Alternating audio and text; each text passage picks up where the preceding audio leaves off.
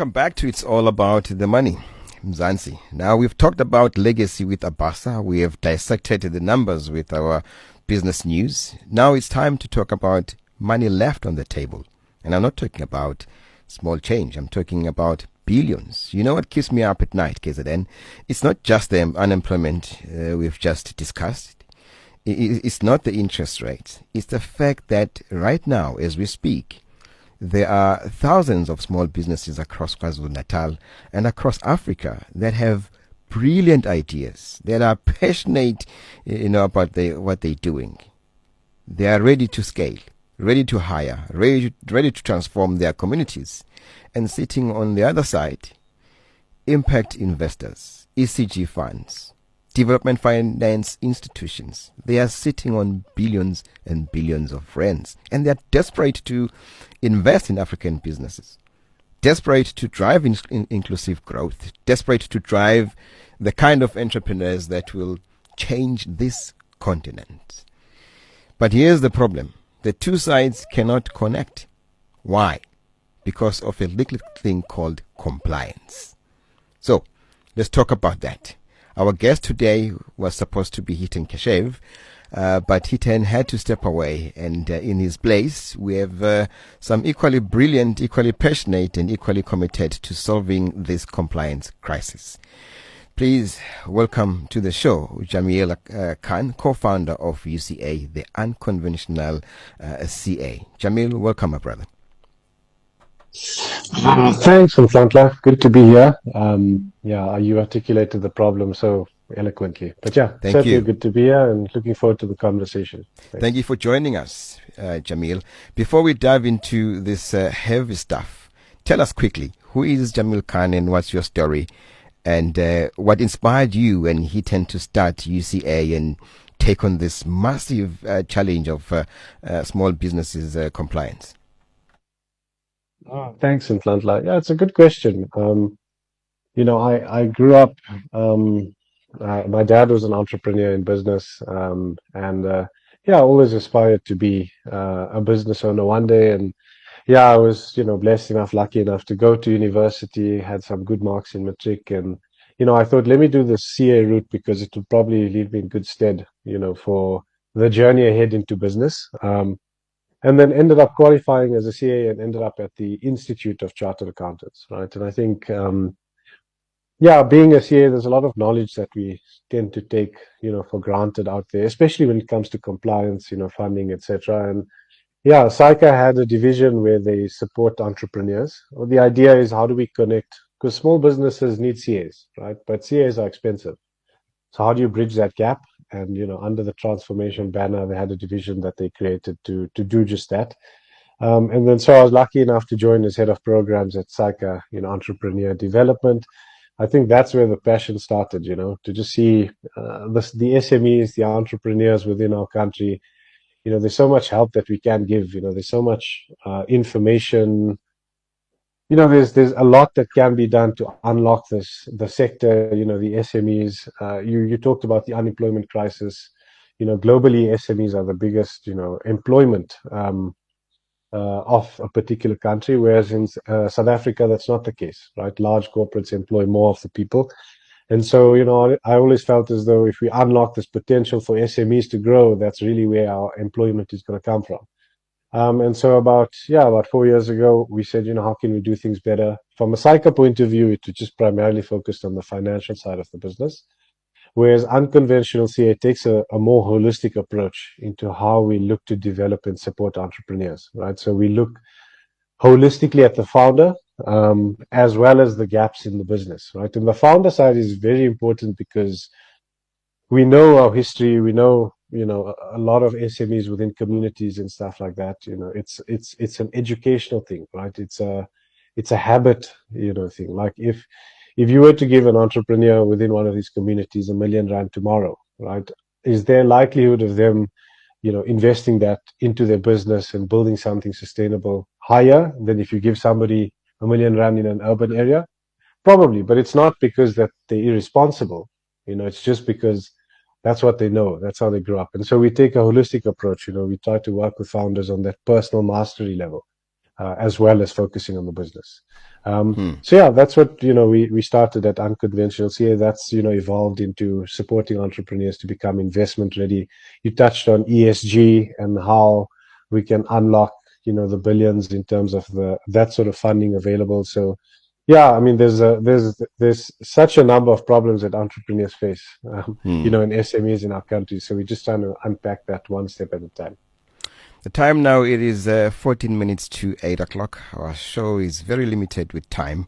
Let me remind you, KZN, the MEC for Social Development in KZN, the Honorable Miss Mbali Shinga, will formally host the Disability Right Awareness Month, which is known as a DREM event, on Thursday, tomorrow, the 20th of November 2025 at 9 a.m. The event is at the Anneville Community Hall, Ward 7, Danhauser Local Municipality, Amajuba District. Please do join the Department of Social Development in this groundbreaking event. The event is held to create awareness on the rights of persons with disabilities. The KwaZulu-Natal Department of Social Development, we are serving people with humility. Bullseye.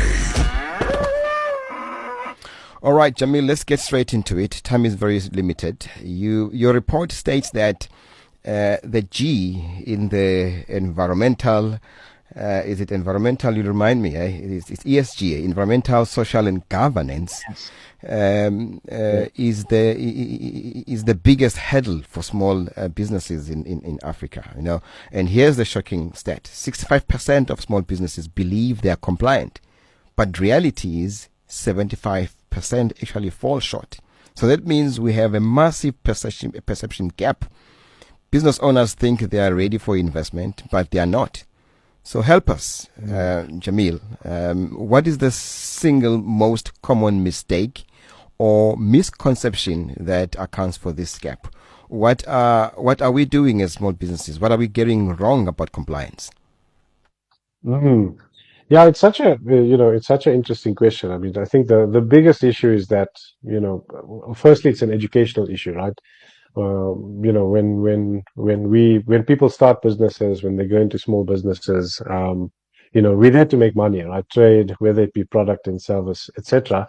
But we tend to think of compliance as just a tick box, a once-off thing, right? And I think that's the biggest issue, right? So it's an educational thing, in that compliance is not a once-off thing, right? I mean, you find entrepreneurs, when they do a tender, or now when they're trying to apply for funding, then they go and they just get their tax pin, right? And they try to solve the taxes for the last couple of years, right?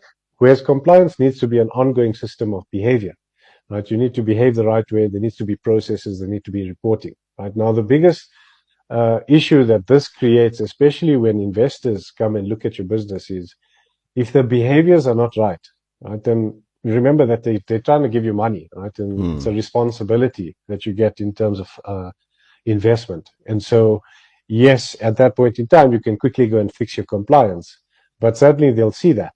And now if somebody's going to give you R1 million, they're going to be like, well, are you going to report properly? What's the behavior and what are the processes, that you're going to use to manage the funding? So I think that's probably the biggest misconception, is that compliance is a once-off thing. It's not. It needs to be an ongoing system of behavior, processes, and reporting. All right. Did you catch that? This is critical, because what Jameel is saying is that most small business owners confuse having a business with running a compliant business. You might have your CIPC registration. You might even be registered for tax. But compliance goes way deeper than that. That's what I'm gathering. Because investors, from my experience as well, they want to see proper financial records. They want to see tax compliance, corporate governance, legal compliance. They don't even know what they don't know. So when we come back, we are going to zoom into this. I know time is limited, but please bear with us, Jameel. We've got to pay the bills. Bullseye. Jameel, our situation is very we're at a corner right now, because our time is very limited. I don't even know now which question to ask you, but let's talk about the role of financial institutions and corporates. Your report says that nearly 90% of small businesses struggle to meet their tax obligations, and that is a staggering number. So here's my question. What role should financial institutions such as your banks, your large corporate anchor tenants play in assisting their small business partners with basic compliance structures? Because let's be honest, Jameel, the big corporates love to talk about supplier development and transformation, but they're actually investing in making their small suppliers, compliant. Or are they just demanding compliance and walking away when it's not there? Mhm. Yeah, I think it's an interesting topic, right? I mean, I think like you correctly alluded to, from a transformation point of view, there is something being done, to try and develop SMEs, whether it be enterprise development, whether it be supply development, right? But I think, like you correctly said, the mindset is currently on checking compliance, right? So, okay, we want to support these SMEs, etc. They must submit a B certificate, a tax clearance, financial statements, etc. And if that is all in place, then we can see how we can continue to support them, right? Whereas, like we're saying, 90% already struggle with tax, right? And so I think, instead of checking compliance, potentially what they need to do is think about how do they actively build compliance capability, right? So, and I mean, there are accounting systems out there that you can get for very cheap or free. But I think, especially entrepreneurs with our country, when we talk about finances, when we talk about taxes, I often find that entrepreneurs are scared. Like Hmm. they, Hmm. the perception is like, I'm going to get this wrong. So rather, I won't look at this. I'll go and find an accountant, right? And then you tend to get people that as entrepreneurs, you're now going for the cheapest option, right? Because that's what you can afford. So then you're getting a substandard accountant.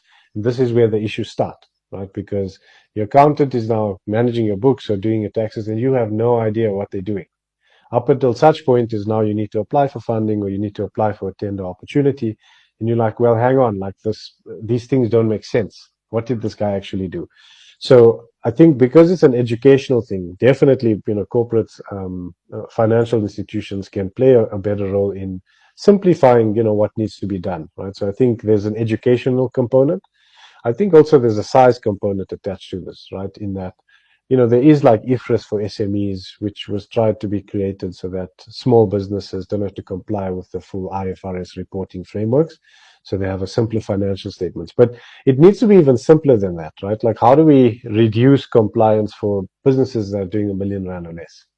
Right? What are the basics that we can just look at to assist them from an education point of view and a submission point of view to just start changing those habits, like we were saying earlier, right? Because right now the gap is quite large between um, the um, the entrepreneurs being afraid of their numbers and then trying to get compliant or get somebody credible to get their compliance up to date, right? And I think in between that is kind of where we're falling short.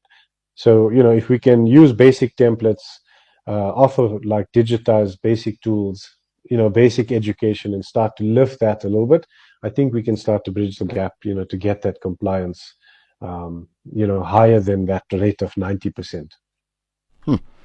Oh, well, that's what we all looking for, eh? Unfortunately, as I did say, Jamil, the time is very limited. Okay. Yeah, but thank you so much. KZN, that is Jameel Khan, co-founder of Unconventional Accountants. My brother, Sabonga Kulu, thank you for stepping in. Thank you for the work that you and Hiten are doing. Thank you for not just talking about the problem, but building solutions. And to our listeners, especially small business owners out there, I want you to hear this clearly. You are not alone in this compliance journey. Mm, There are resources, mm, there are tools that Jamil is talking about. There are people like him and organizations like UCA that can help, that are committed to helping you get compliant, get funded, and get growing.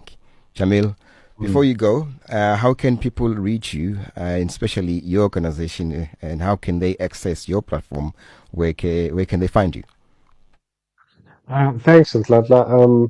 Yeah, please, you can go and visit www.theunconventionalca.org. you'll see that we have a platform that's free for you to join, to log in. Typically, when we do support entrepreneurs in various forms, we load all those templates on our hub. So there's cash flow templates, there's shareholder agreements, there's various templates that you can find for free on the hub. There's a bunch of other resources, all free for entrepreneurs to use. I mean, for us, as we engage and work with more entrepreneurs and we start to build all these basic templates, we load more and more on this. So please go visit www.theunconventionalca.org. Oh well, I'm gonna be the first one to go and check it out and be take that opportunity which is available for us. Perfect. Once again, thank you so much, sir. Keep building, keep innovating, keep fighting for small businesses, because when they win, we all win.